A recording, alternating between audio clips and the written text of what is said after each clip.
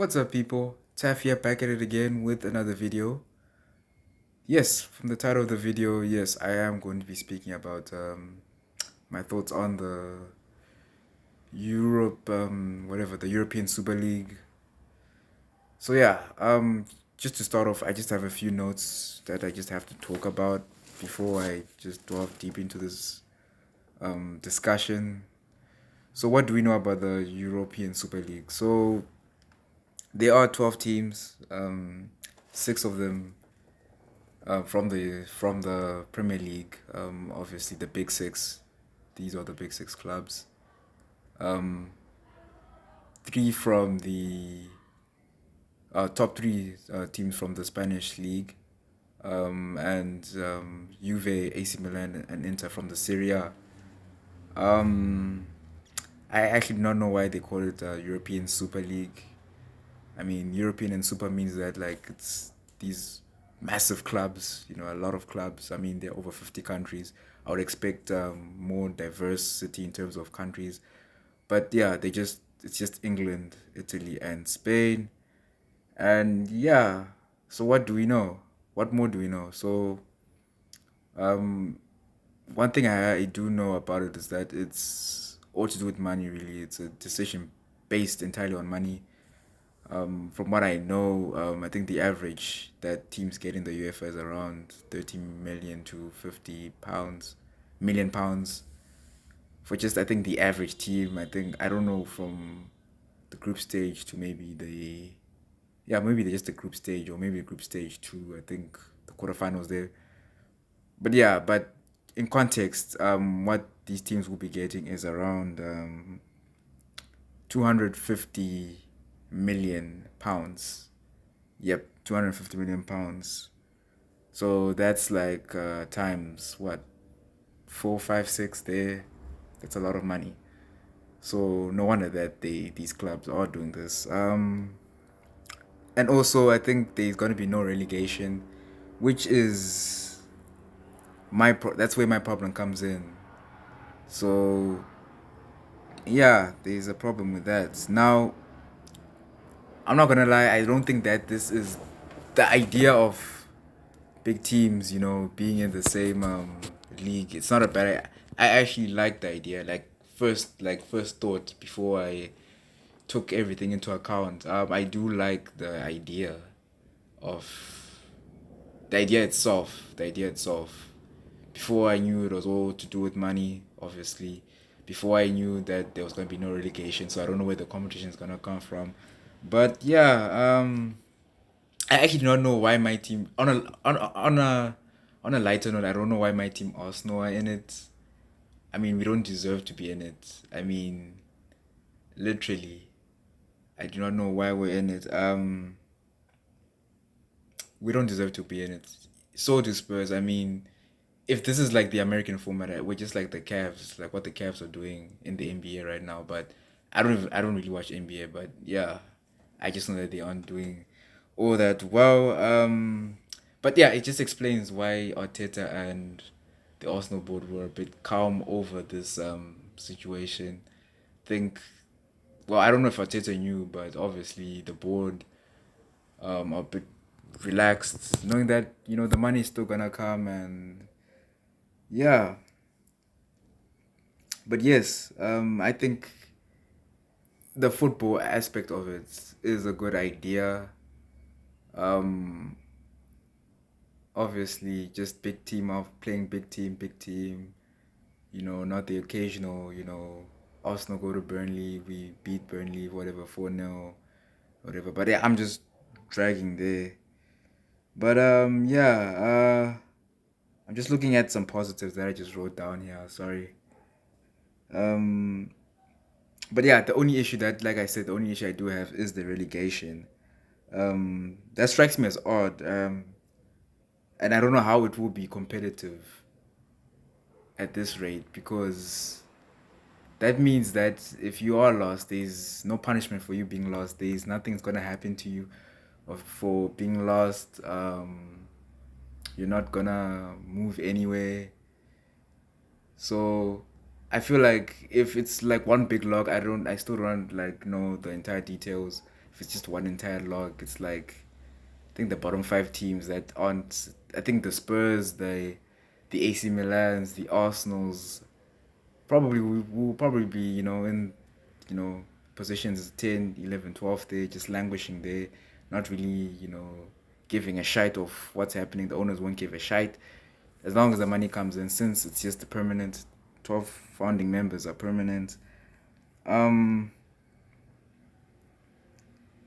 yeah, because I'm not gonna lie, the Arsenal squad right now is not capable of competing whatsoever in that thing. I don't. I still like. I'm still trying. That's why I'm like. I think we just bought ourselves out of trouble. Yeah, out of a bad season maybe. If it does happen, obviously. Um, so there is that. But yeah. One thing that I don't like about this whole thing is it's just fueled by money. So it's taking the whole American formats of sports there, the whole franchise thing. I like my football, like relegation stuff, promotion, that sort of thing, punishment for not going somewhere. You qualify for this, you qualify for that, you qualify for the Europa, for the UEFA and that stuff. So that's gonna be removed from the game. That's a bit weird. Um, yeah, it's an odd one. I'm not gonna lie, I'm a bit mixed. That's why my points are kind of all over the place because it's not entirely bad. I personally, if it does not happen, I personally don't really, I won't really, I will be happy if it does not go forward because yeah, I like my football the way it is. But then again, I would like to see how it would look if it does go forward. But on the other note, the other side of the spectrum, so there is UEFA and FIFA and those type of organizations. My only issue with UEFA on this one, obviously, they do want to ban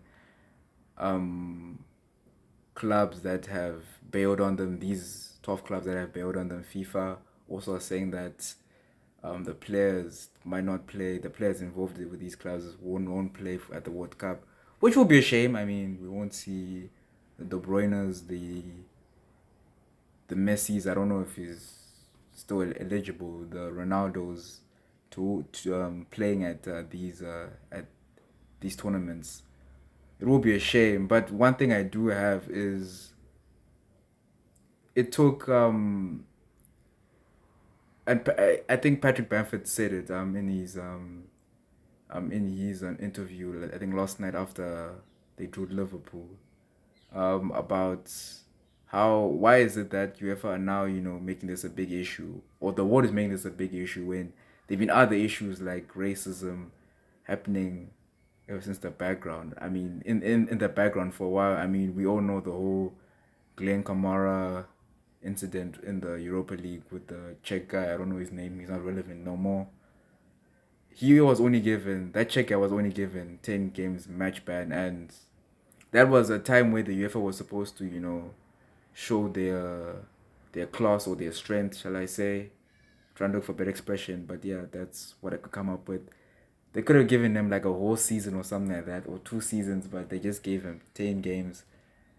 And now, once this sort of thing comes up, everyone now wants to, it's all because it's doing with my. Because I feel like they're intervening because I think more about the money. Yeah, obviously they like football, but it's about the money that they might lose if this does happen.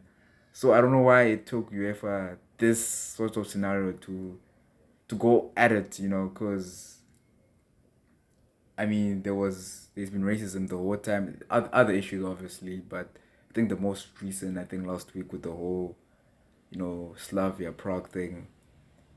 So yeah, I don't know if I gave you an insight about this. Obviously, I'm still mixed.